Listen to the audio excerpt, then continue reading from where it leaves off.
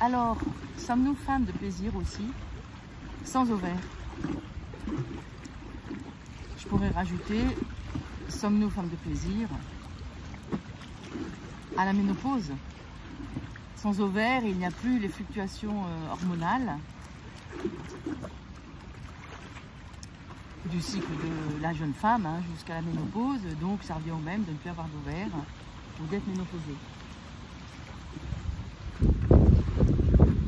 C'est un sujet qui revient très très souvent dans tout ce que je propose, et cet élan de vie qui manque à tant de femmes, s'il ne s'est pas manifesté dans la vie, dans l'intériorité, avant la ménopause et bien sûr avant une ablation des ovaires, ça va être plus compliqué une fois que il ne va plus y avoir ces mouvements hormonaux, ces cycles hormonaux. Parce que pour être femme de plaisir, ce n'est pas tant nos organes qui nous relient à ce plaisir, mais en tant qu'élan de vie, c'est la circulation globale de l'énergie dans notre corps. Tant de femmes, je suis effarée depuis toute ma carrière de sage-femme notamment, et puis avec tous les accompagnements que je fais depuis des années sur ce qui bloque les femmes dans leur élan de vie, dans leur leadership, dans leur oser. C'est bloqué dans le bassin, donc qu'il y ait des ovaires ou pas d'ovaires, ménopausée ou pas, le problème il date de bien avant. Donc peut-être, fais-moi des commentaires si tu sens que tu es bloqué depuis très très longtemps. Parce que dès lors que tu débloques cet élan de vie qui vient de notre ventre, qui vient de notre chakra sexuel, à partir du moment où c'est bloqué là, bien sûr que sans ovaires, bien sûr que sans ménopausée, bien sûr que sans utérus aussi, tu vas te sentir complètement encore plus bloqué. Ou alors au contraire, c'est le déclic pour te dire mais je ne suis pas réduite à être les ovaires, je ne suis pas réduite à être que ça, puisque ce sont des organes minuscules qui ont certes une fonction très très importante. Et finalement, nous passons la plus grande partie de notre vie sans les ovaires et sans leur fonction ovarienne.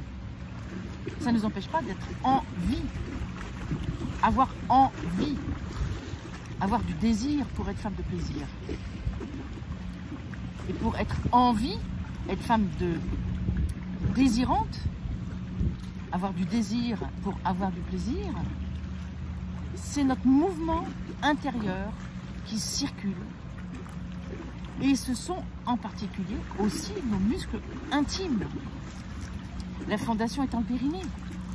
Et à partir du moment où ce périnée bouge, danse, où le bassin danse, et où le corps dans le cœur accepte ce mouvement de guidance, dans toute l'intériorité, la femme de plaisir va être alors tout à fait accessible. Qu'est-ce que tu en penses? Tu peux te poser là un instant?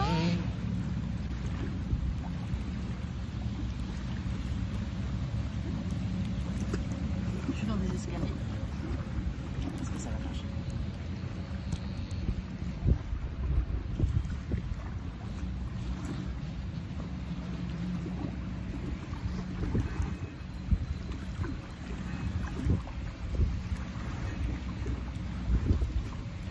Tu peux te poser là un instant.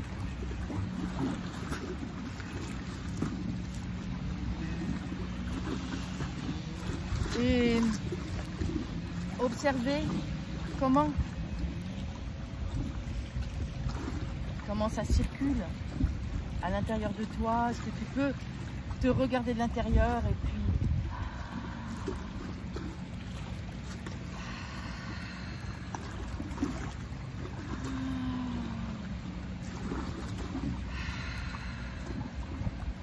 simplement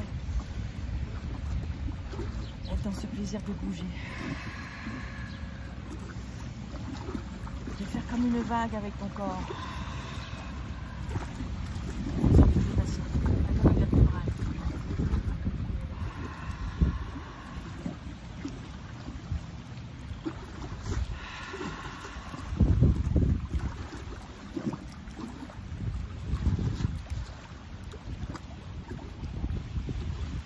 Voilà.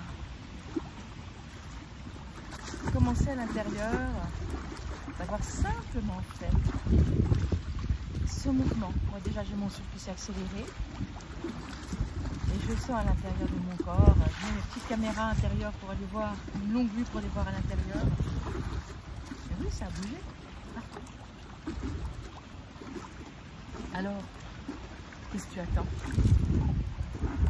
pour relier, pour rencontrer la femme de plaisir que tu es, avec ou sans ovaire, avec ou sans utérus, avec ou sans col de l'utérus, avec qui tu es, avec les infinies possibilités que tu es. Allez, j'attends tes commentaires, quels qu'ils soient. Partage si ça t'inspire, des petits cœurs, des petits pouces. Tu peux t'inscrire à ma newsletter pour être tenu au courant des programmes. J'ai beaucoup de choses à la rentrée que je vais créer, des choses très accessibles d'ailleurs. Donc inscris-toi, ciao.